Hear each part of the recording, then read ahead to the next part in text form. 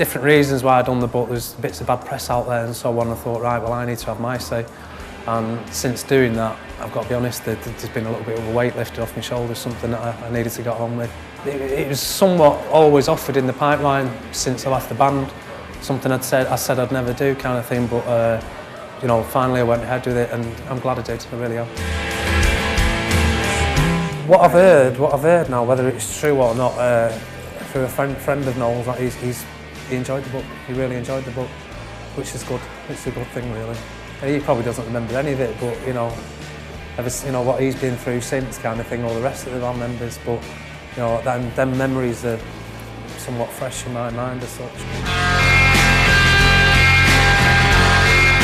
Yeah. I remember driving Peter Schmeichel's one day, because they used to, at the cliff, when they were still at the cliff, they used to pull the cars in at one corner and we had to drive them back. But Peter Schmeichel's, I tried to, obviously he's got 7-foot long legs, and I tried to bring the seat forward and they were locked. So tiptoe doing bloody Peter Schmeichel's car open, I didn't knock a United fan down, but funny. Same with Beckham's roof incident, which is again in the book kind of thing.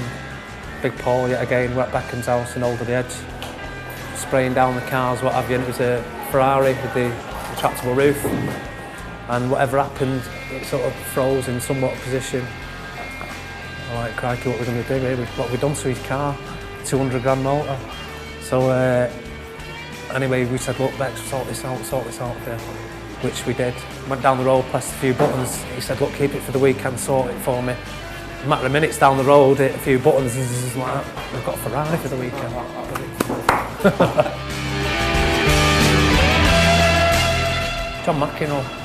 John McCarroll meeting him in New York. That was like, crikey, this has gone weird now, do you know what I mean? Yes. Don't ever have your girlfriend around him, that's what they'll say. Yeah. We were doing a show in New York. I'm going to guess the Palace, I think, off the top of my head. Big gig. And certain characters there, Simon Le Bon was there that night as well. And then John McCarroll was like, you know, what's going on here, kind of thing. But he had his own band kind of thing at the time as well, but he was just going around backstage, pissed up and whatever else was going on. But you know, he's going around, you can't be serious, you can't be serious, and singing his own kind of song, like he's class. You know, completely not what I expected. Well, maybe he's a lunatic. No, absolutely no idea at all. No, didn't know that was, you know, didn't know it, a week later it'd end up where it did, kind of thing. First #1 single as well. I mean, it's quite a hard pill to swallow, but you know, the band were on the up, and you can't knock that. Good on them. I don't know, my last show, I mean, that was when it really started to hit home. Because it's that fast on the way up, you know what I mean? You step in and out of a town, you do your gig, that's about it. But, you know, Sheffield Arena, I don't know what 13,000 or something, the capacity there. I remember Marcus Russell walked us, well, we knew we were doing the Sheffield show, walked us out on stage before we set up and says, you're playing here by us? You sold it out like that. You're joking, but that was the biggest memory, without a doubt. Fantastic, massive show, and then you know, from then on you knew that the band was sort of heading in the stadium kind of direction. No, I mean, I don't, you know, I never wanted to be in that position in the first place. I wish, you know, I really didn't wish it had to go that far. I mean, best and worst time of your lives, really, of my life, should we say, but you've got to move along. You know, in all honesty, I've got to be proud and happy that I was part of something so big.